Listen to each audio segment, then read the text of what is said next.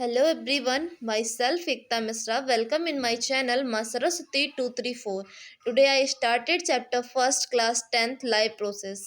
आज हम डिस्कस करेंगे कि इस चैप्टर में हमें क्या और कैसे और कौन सा टॉपिक डिस्कस करना है. So guys let's start it. Firstly हम इंट्रोडक्शन इसका देखते हैं. इंट्रोडक्शन में क्या है? इंट्रोडक्शन में फर्स्ट टॉपिक है what is life process. Life process क्या है? लाइफ प्रोसेस एक वो प्रोसेस है जिसके थ्रू ऑर्गेनिज्म एग्जिस्ट करता है.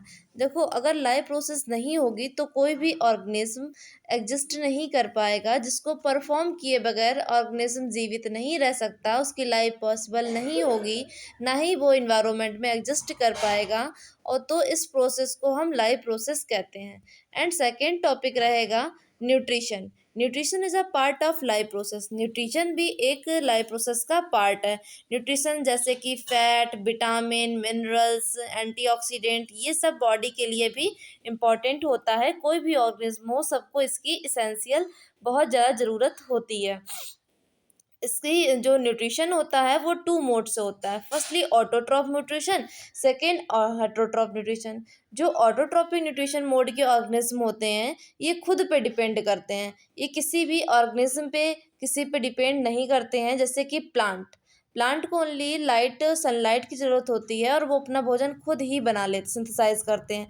पर जो हेटरोट्रॉफ मोड ऑफ न्यूट्रिशन है, ये ऑर्गेनिज्म खुद पे डिपेंड नहीं होते हैं, ये दूसरों पे डिपेंड होते हैं. जैसे प्लांट, ह्यूमन बीइंग है, प्लांट पे डिपेंड है, अदर एनिमल्स पे डिपेंड है, पर वो खुद का भोजन खुद सिंथेसाइज नहीं कर सकता है.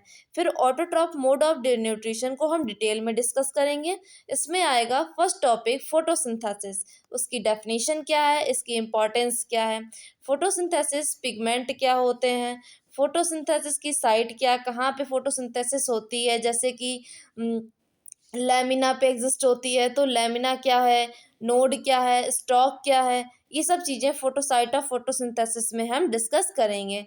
Then after I read raw material of photosynthesis. Photosynthesis के रॉ मटेरियल्स क्या हैं.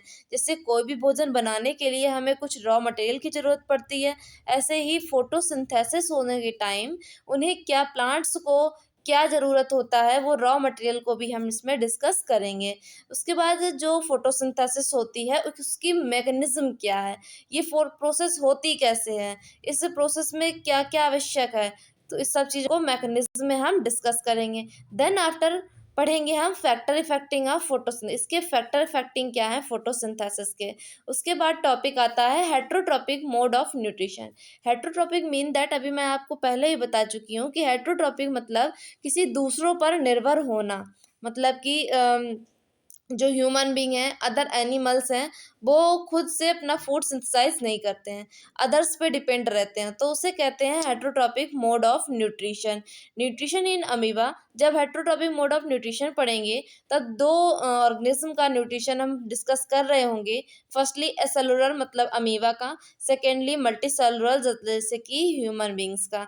तो इन दोनों का हम न्यूट्रिशन भी डिस्कस करेंगे. Then after discuss about the respiration. Respiration is a part of a life process. It is the very important topic of life process. इसमें हम डिस्कस करेंगे कि ब्रीथिंग कॉन्सेप्ट क्या है, सेलुलर रिस्पायरेशन क्या है, सेलुलर रिस्पायरेशन क्या है, टाइप ऑफ सेलुलर रिस्पायरेशन क्या है, गैसेस का प्लांट में एक्सचेंज कैसे होता है, और एक्वेटिक एनिमल मतलब जलीय ऑर्गेनिज्म और टेरेस्ट्रियल मतलब लैंड पे रहने वाले ऑर्गेनिज्म, दोनों में गैसेस का एक्सचेंजमेंट कैसे होता है, ये भी हम इसी इसी सीरीज में डिस्कस करेंगे. Breathing respiratory system in human being. जो ह्यूमन बींग में ब्रीथिंग रिस्पायरेटरी सिस्टम है उसको भी हम फुल डिस्कस करेंगे. इसके मैकेनिज्म क्या है, ब्रीथिंग कैसे होती है, किसके थ्रू होती है, कौन सा ऑर्गेनिज्म है, कैसे पूरी बॉडी में ऑक्सीजन का ट्रांसफॉर्मेशन होता है, वो सब बातें हम मैकेनिज्म ऑफ ब्रीथिंग को हम पढ़ेंगे. Exchange of gases in tissue.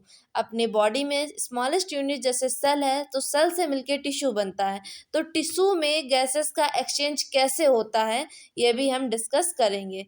Then after discuss करेंगे transportation. Transportation in human being. जैसे कि ह्यूमन बीइंग में जो मिनरल्स हैं, विटामिन्स हैं, वो ऑल टिश्यूज़ के पास कैसे ट्रांसपोर्ट होती हैं, उसको भी हम इसी सीरीज़ में डिस्कस करेंगे। उसके बाद ब्लड वेस्कुलर सिस्टम क्या है, उसको भी डिस्कस करेंगे। फंक्शन क्या है ब्लड वेस्कुलर सिस्टम के, और ब्लड वेसल्स के फंक्शन क्या हैं, ह्यूमन हार्ट क्या है, डबल सर्कुलेशन क्या होता है, ये चारों topic transportation in human being में हम डिस्कस करेंगे। उसके बाद पढ़ेंगे हम lymphatic system and transportation of material in plant. फिर पढ़ेंगे लिम्फेटिक सिस्टम क्या है और प्लांट्स में ट्रांसपोर्टेशन मटेरियल्स का कैसे होता है, इससे वाटर और मिनरल्स कैसे ट्रांसफ़र होते हैं। जैसे जाइलम है, फ्लोएम है, जाइलम के थ्रू क्या ट्रांसफ़र होता है वाटर, फ्लोएम के थ्रू क्या होता है मिनरल्स होते हैं, फ्लोएम क्या है, उन सब चीज़ों को हम इसी में डिस्कस करेंगे। Absorption of water and minerals in plant.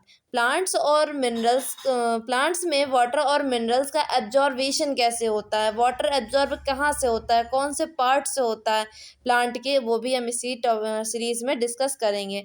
फिर अपसेंट ऑफ सैप्स के बारे में डिस्कस करेंगे। ट्रांसपीरेशन पढ़ेंगे, transpiration of minerals and other substance, कुछ अलग सब्सटेंस और मिनरल्स का भी ट्रांसपोर्टेशन कैसे होता है। And thank you. अगर आपको मेरा वीडियो अच्छा लगा हो तो लाइक करें, सब्सक्राइब करें एंड बेल आइकन दबाएं। Thank you.